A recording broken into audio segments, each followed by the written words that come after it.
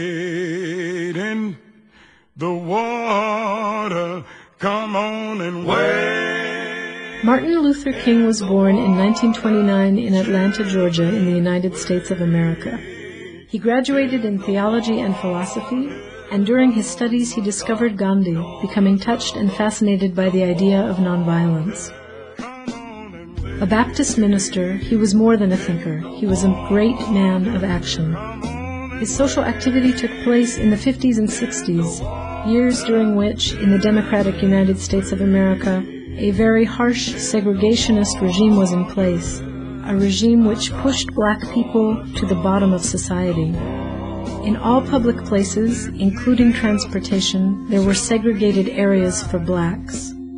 Their salaries were less, they did not have the same rights as white people, and they were surrounded by a venomous atmosphere of violence and discrimination, mostly relegated to living in ghettos.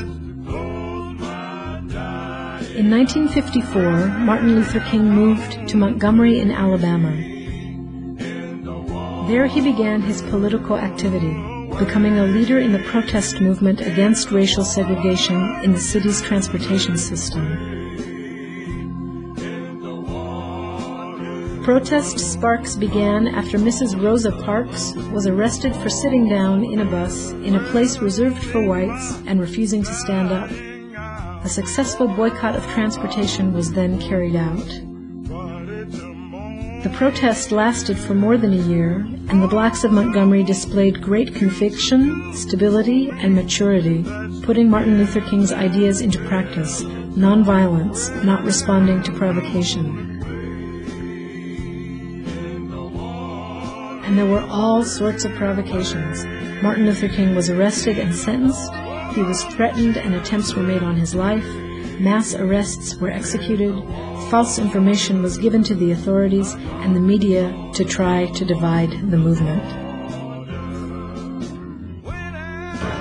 This is the way that we will get out of this dark night of oppression and make of this nation a better nation. It means that we can stand up, allow the opposition to know that we will not accept injustice.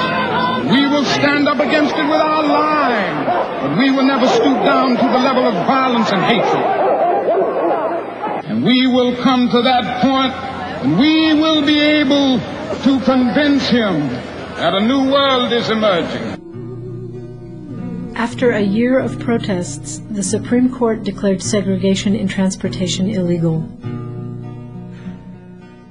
There were strong, violent reactions to the Supreme Court ruling, including protests by the Ku Klux Klan, but the movement's responses were also firm. We feel also that one of the great glories of American democracy is that we have the right to protest far right.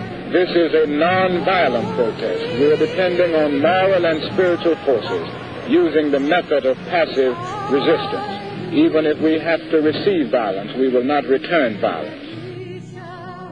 The black movement had grown among students as well. Non-collaboration, protests, and sit-ins were the methods most often used against segregation.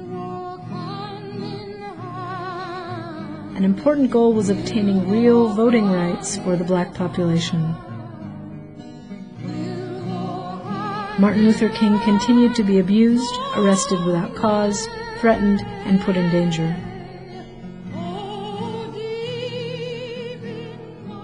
Negotiations finally began, and the first agreements were made to abolish segregation. The struggle spread to the northern states, climaxing in the March on Washington of 1964, where Martin Luther King made his famous speech, "I Have a Dream."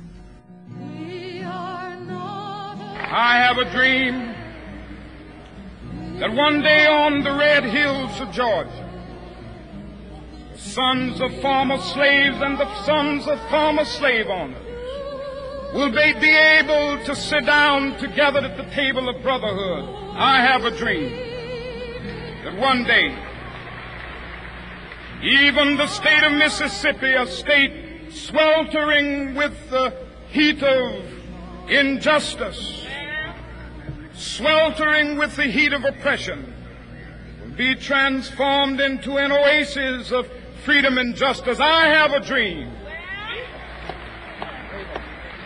that My 4 little children will one day live in a nation where they will not be judged by the color of their skin, but by the content of their character. I have a dream today.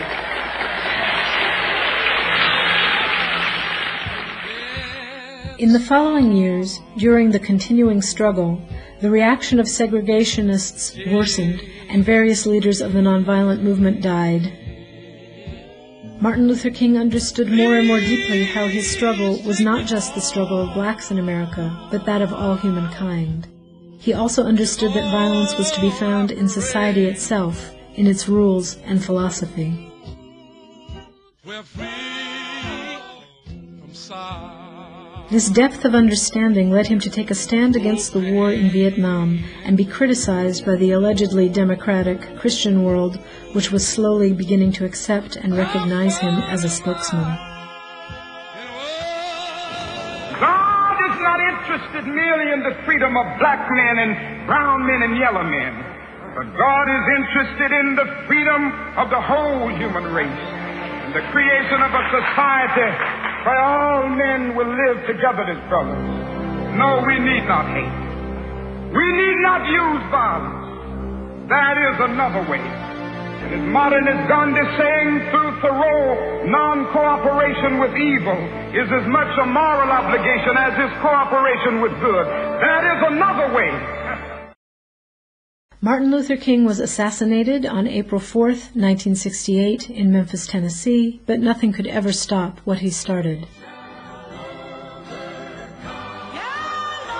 The day before, he gave a speech. Like anybody, I would like to live a long life. Longevity has its place. But I'm not concerned about that now. I just want to do God's will. And He's allowed me to go up to the mountain. And I've looked over and I've seen the promised land. I may not get there with you, but I want you to know tonight that we as a people will get to the promised land.